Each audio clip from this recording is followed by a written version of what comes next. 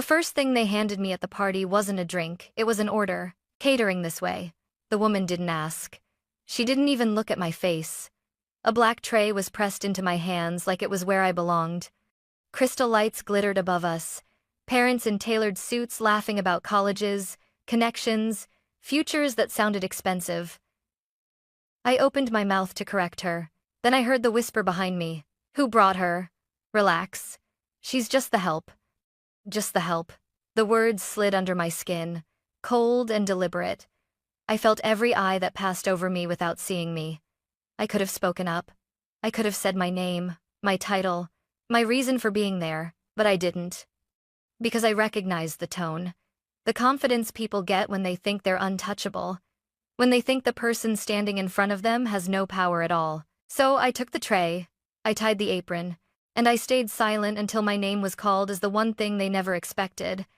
They tied the apron around my waist like it was a finishing touch, not a mistake. Don't just stand there, the coordinator snapped. Guests are already waiting. Her heels clicked away before I could respond. Or maybe before she thought I would. I adjusted the knot slowly, feeling the rough fabric against my clothes, grounding myself. Years ago, I might have flinched. Tonight, I observed. I stepped into the main room, and something shifted immediately. Conversations didn't stop, but they softened. Eyes slid past me. People angled their bodies away, like I was part of the decor. A moving table, a walking inconvenience. A man in a gray suit lifted his empty glass without looking at my face. Champagne, he said. Not please. Not excuse me. Just the word, like I was a button he'd pressed before. Yes, sir, I replied evenly. As I poured, I listened. That's what no one tells you about being mistaken for staff. You gain access. People don't filter themselves. They don't perform. They speak freely, carelessly, assuming you're invisible. Two mothers stood near the window, pearls at their throats, voices sharp and amused. I heard Ryan's wife is difficult, one murmured. The other laughed. Well, she's certainly not what we expected. I felt the burn, brief and contained. I kept my eyes on the tray. Across the room, I finally saw Ryan. My husband stood stiffly beside his parents, smile frozen, shoulders tense. When he noticed me in the apron, his eyes widened in alarm. He took a step toward me. I met his gaze and gave a subtle shake of my head. Not yet. Because right then, I wasn't just being ignored. I was being tested. And the people who think you're powerless always reveal the most about themselves first. I didn't have to search for Ryan's parents. They were exactly where power always gathers, near the center of the room, back straight, laughter timed perfectly, surrounded by people who nodded more than they spoke. Charles Whitmore stood with a drink in his hand, his voice carrying just enough to be overheard. Victoria Whitmore stood beside him, smiling the way people do when they believe they're untouchable. I approached slowly, tray balanced, my presence deliberately small. Honestly, Victoria said, tilting her head, Ryan has always had good instincts. But marriage? She sighed lightly. That requires refinement. A woman beside her chuckled. Well, not everyone understands how these circles work. Charles took a slow sip of his drink. At least she knows how to stay quiet. Some women get ideas once they're given a ring. The group laughed. My grip tightened, but I kept my face neutral. I refilled a glass near his elbow. He didn't look at me. Not once. Madison, Ryan's sister, leaned in, eyes sharp and bored. Isn't it awkward? She said. Bringing her to an event like this? Victoria's smile didn't falter. She won't cause a scene. People like her never do. Then Madison glanced at me, really looked this time, and her mouth curled. Relax, she said to the others, loud enough for me to hear. She's just the help. Something settled in my chest. Not shock, not anger, clarity. This wasn't a misunderstanding. It wasn't confusion or poor communication. It was a decision. They had chosen who I was tonight. So I lowered my eyes, adjusted the tray, and said nothing, because when people decide you don't matter, they stop guarding their words. And I needed them to keep talking. I escaped into the service corridor under the excuse of refilling glasses, and the door swung shut behind me with a soft, merciful thud. The noise of the party dulled instantly, replaced by the hum of refrigeration units and the sharp scent of cleaning solution. That's when I saw her. She was sitting on an upside-down crate near the prep table, arms wrapped around herself like she was trying to disappear. Her black uniform matched mine, but it hung a little loose, like she hadn't grown into it yet. When she noticed me, she wiped her eyes quickly and stood. "Sorry," she said, too fast. "I was just taking a second." "You don't have to apologize," I replied, keeping my voice low. "What's your name?" "Emma." The way she said it told me she wasn't used to being asked. I leaned against the counter beside her. "Rough night?" She hesitated, then nodded. "One of the guests said if I messed up again, she'd make sure I never worked another event in this city." My jaw tightened. "Did you mess up?" Emma shook her head. "I just asked a question." I let out a slow breath. This wasn't about spilled drinks or wrong orders. This was about power, exercised casually, like cruelty didn't cost anything. "Listen to me," I said gently. "No one gets to threaten your livelihood because they're in a nice dress." Her eyes flicked to my apron. "Are you new, too?" I almost corrected her. But then I thought about Madison's smile. About Victoria's calm dismissal. About how easily people decided who mattered. "Yes," I said instead. "I am." Emma gave a small, grateful nod, like solidarity alone helped her breathe. As I turned back toward the ballroom, one thought sharpened in my mind. This night wasn't just uncomfortable anymore, it was dangerous. And someone needed to stop it before silence became permission. When I stepped back into the ballroom, the party had loosened its tie. Laughter came faster now, louder, edged with alcohol and confidence. Jackets were unbuttoned. Voices dropped just enough for secrets to feel safe. I moved along the perimeter, refilling glasses, nodding when spoken to, invisible by design. That's when I heard my father-in-law again. Charles Whitmore stood near the bar with 3 other parents, all of them donors, all of them comfortable. I slowed my steps, positioning myself just behind them, close enough to pour, close enough to listen. "The board's nervous," one man said. "That compliance review isn't nothing." Charles waved a dismissive hand. "It's noise. Every deal has noise. But the report," a woman began, "is buried," Charles cut in smoothly. "Right where it belongs. Middle of the paperwork. Nobody reads the middle." They laughed, the sound sharp and careless. "And if someone does?" another asked. Charles smirked. "Then they'll be tired by the time they get there. Judges don't go digging. They want clean conclusions, not complications." My stomach turned, slow and cold. This wasn't arrogance anymore. It was strategy. Calculated, intentional. I refilled a glass near his hand. He didn't acknowledge me. "You just have to control the room," Charles continued. "Keep the right people talking. Keep the rest distracted." His eyes flicked briefly toward the staff moving along the walls toward me. "That's what help is for." I straightened, trays steady in my hands, because now I understood. This party wasn't just about celebration. It was about control: who had it, who didn't, and who they assumed would never speak. They thought they were safe. They were wrong. I found Ryan near the edge of the ballroom, half hidden behind a tall arrangement of white flowers. He looked like someone trying to breathe underwater, smiling when required, nodding at the right moments, but never quite present. When he saw me approaching with the tray, his face tightened. "Chloe," he whispered urgently, stepping closer. "Why are you dressed like that?" "Because your parents decided I should be," I said quietly. He glanced around, panic flashing in his eyes. "This isn't funny." "I know." I leaned in just enough that my words stayed between us. "They called me just the help, Ryan." His shoulders dropped. "They didn't mean it like that." I held his gaze. "Then how did they mean it?" He opened his mouth, closed it again. "I didn't know they'd do this," he said finally. "I thought if we just got through tonight, things would calm down." "Calm down for who?" I asked. He looked toward his parents. His father was laughing, glass raised, perfectly at ease. His mother stood beside him, composed, controlled. "They've been pressuring me," Ryan admitted. "About my job, about you. They said if I didn't play along, they'd make things difficult." "Difficult how?" He swallowed. "Pulling support, blocking connections, making sure I don't move forward." There it was. Not love. Not concern. Leverage. I softened my voice. Ryan, this isn't about a party. I know, he said, eyes glossy. I didn't know how to stop it.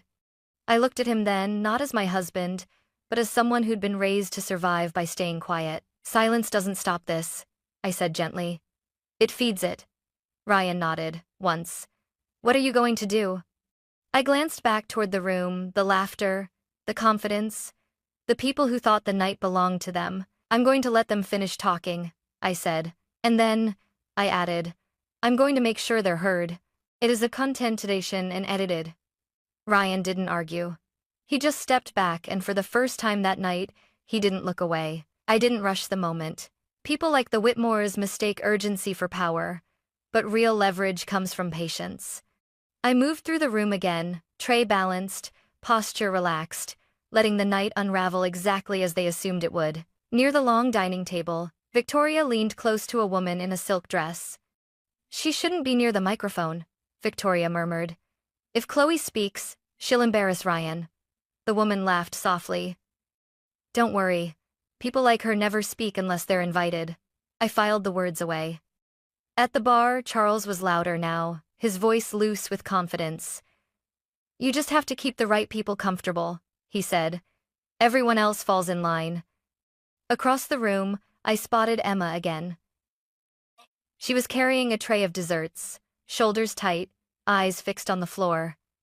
Madison stepped into her path deliberately. I told you to stay away from me, Madison said sweetly.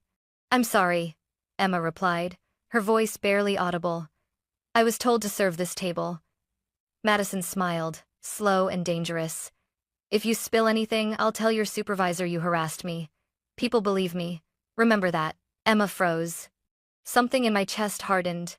That wasn't arrogance. That was a threat. I stepped forward before Emma could respond. I'll take it from here, I said calmly, reaching for the tray. Madison blinked. Excuse me? She looks exhausted, I continued, my tone gentle, unprovoking. I'll handle it. Madison laughed. Wow. The help, protecting the help. Adorable. Victoria turned, eyes narrowing, finally paying attention. I met her gaze without flinching. Emma hesitated. I'll get in trouble. No, I said quietly. You won't. I took the tray from her hands and felt them shake as she let go. As Emma retreated, I realized something with absolute clarity. This wasn't just about disrespect anymore. This was about intimidation. And intimidation leaves records spoken, witnessed, remembered. All I had to do was let them keep talking. They were doing my work for me. The music cut out mid-note. That sharp feedback squeal from the microphone sliced through the room, and every conversation stalled at once. Heads turned. Glasses froze halfway to lips, the kind of silence that only exists when people with money sense something has shifted. The event coordinator stepped onto the small stage, smiling too brightly. Ladies and gentlemen, she said, thank you for celebrating with the Whitmore family tonight. Before dinner is served, we have a brief address. Victoria straightened instantly. Charles lifted his chin. Madison smoothed her dress, already preparing to be admired. I stood still, tray resting against my hip. For this portion, the coordinator continued, we're honored to welcome tonight's guest speaker, someone many of you already know, though perhaps not in the way you expected. A ripple of polite laughter moved through the crowd. I felt Ryan's eyes on me from across the room. He looked tense, braced, like a man standing on a fault line. The coordinator glanced down at her card. Please welcome, Chloe Bennett. For half a second, nothing happened. Then the room broke. Confused murmurs surged. Chairs scraped. Faces turned first toward the stage, then toward me. I saw recognition collide with disbelief in real time. Madison's smile collapsed. That's not, she whispered. Charles stared at me like the ground had shifted beneath his feet. Victoria's expression hardened into something sharp and calculating. I didn't rush. I set the tray down carefully, deliberately, like I was returning borrowed property. I untied the apron slowly, feeling every eye follow my hands. I folded it once, then again. Only then did I step forward. I could have corrected you earlier, I said into the microphone, my voice calm but clear. I could have said I wasn't staff. I could have said my name. A hush fell over the room. But you see, I continued, letting my gaze travel across the faces that had dismissed me. When people think you have no power, they speak freely. They threaten freely. They confess freely. Charles shifted. This is inappropriate. I'm not finished, I said, still controlled. I was invited tonight not as decoration, I went on, but as counsel. I work in legal advocacy. I specialize in employee protection and corporate accountability. A sharp inhale rippled through the crowd.